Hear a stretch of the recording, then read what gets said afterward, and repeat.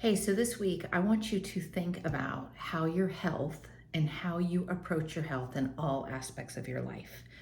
I feel that so many people I know, they have something that they do strongly. Maybe it's go to the gym, they eat really well, they have a strong faith, they have something that's really good in their life, but it doesn't like blend through all aspects of their life. Meaning they make these choices, but their home life with their family these choices don't come into, or their work life with their team, these choices don't come into. So, if you're really good at going to the gym and eating well and working on your own mind, I want you to think this week, how could I help my family? Like, how can I bring this into my home? Because your home is where your health starts. Your whole family's health starts at home. Your kids, your spouse, your own. So, how is your home life? Like, how is your home? So, yes, you're good at going to the gym. Yes, you're good at eating well. But I want you to think about your home. Like, what is the environment?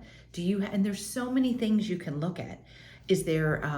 What is the lighting like? Do you let the natural light in? What is the tone like?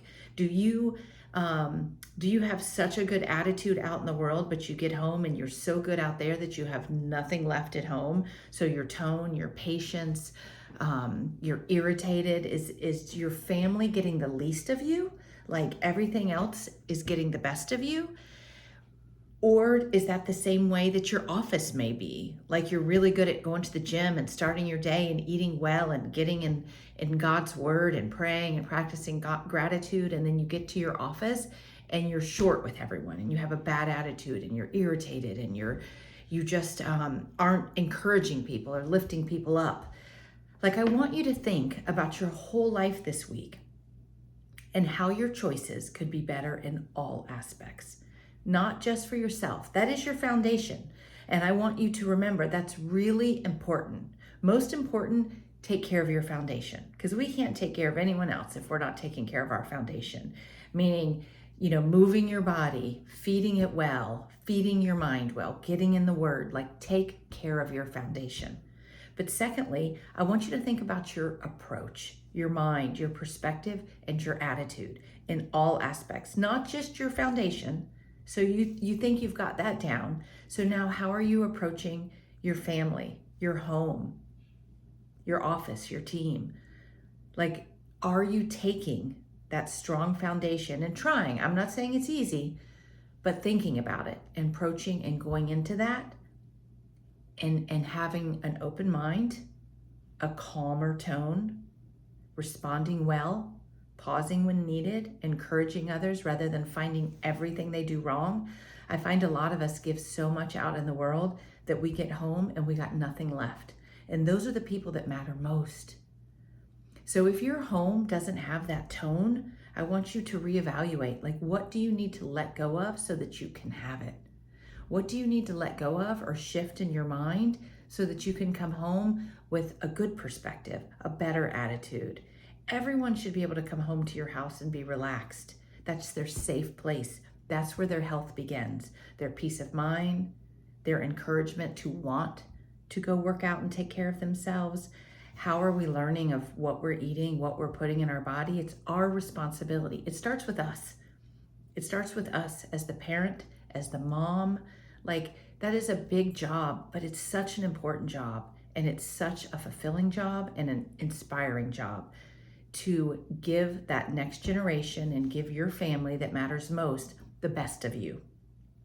So your foundation, I want you to think about this week. Are you taking care of yourself? Your approach to your home, your life, your choices, your job, what is it? Your perspective, your attitude, your mind. Does it need shifting? And listen, all of that takes practice and takes work. I'm not saying it's easy, but you start now. You just start shifting it, working on your mind with gratitude practice, God's word, prayer, pausing, slowing down. Any of those things can help your approach. Thirdly, think about the environment. What is around you? So at your home, is it clutter?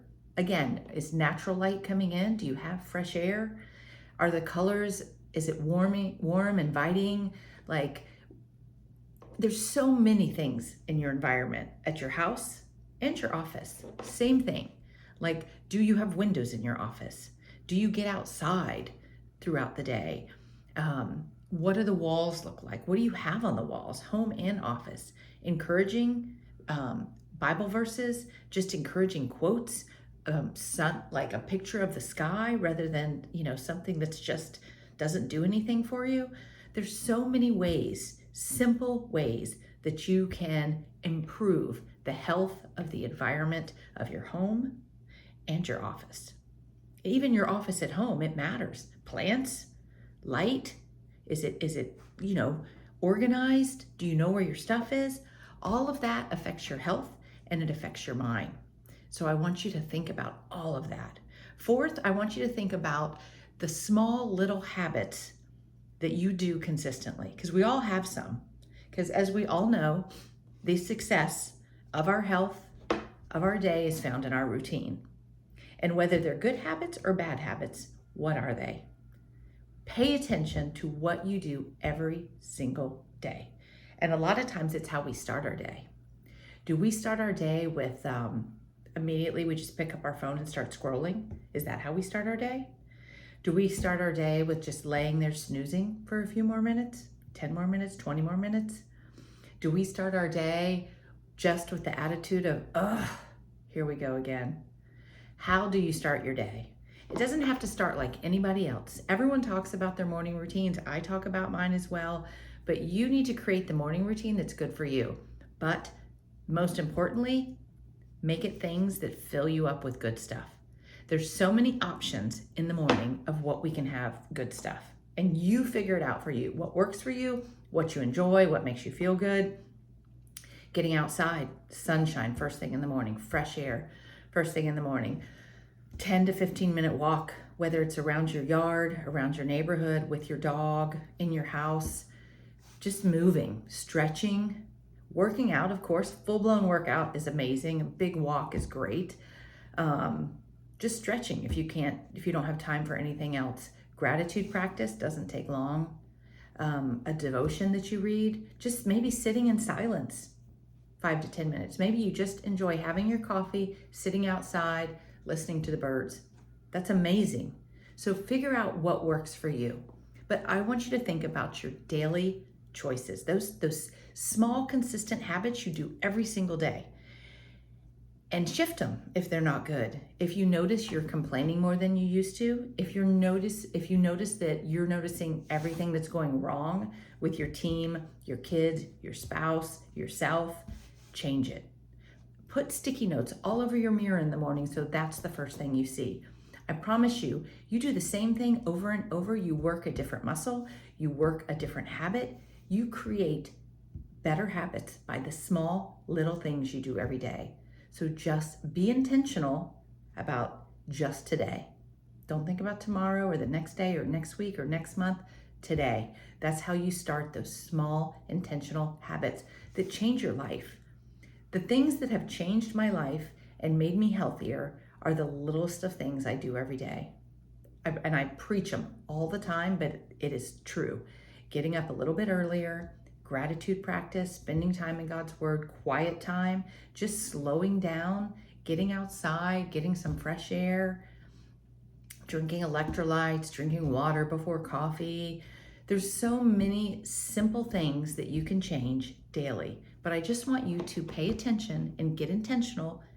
Pay attention today, tomorrow, about what you are in the habit of doing every day. Some may be good and some may be bad. Keep the good and slowly start shifting the bad, because that's what becomes our success. It's found in the routine.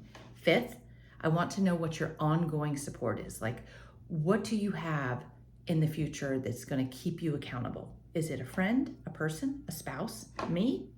Reach out. Is it someone that you watch online? Is it yourself? Is it something you have stuck on the wall that tells you what you need to do every day? Figure out what your ongoing support is. For home, for your office, call me. I'd love to help you get all of those things in place, because there's so many ways that we can keep ourselves accountable moving forward. This year, today, mid-year, get intentional. Start making small shifts in your day, your habits, your foundation, your attitude, your approach, your environment, and how you're going to move forward and hold yourself accountable.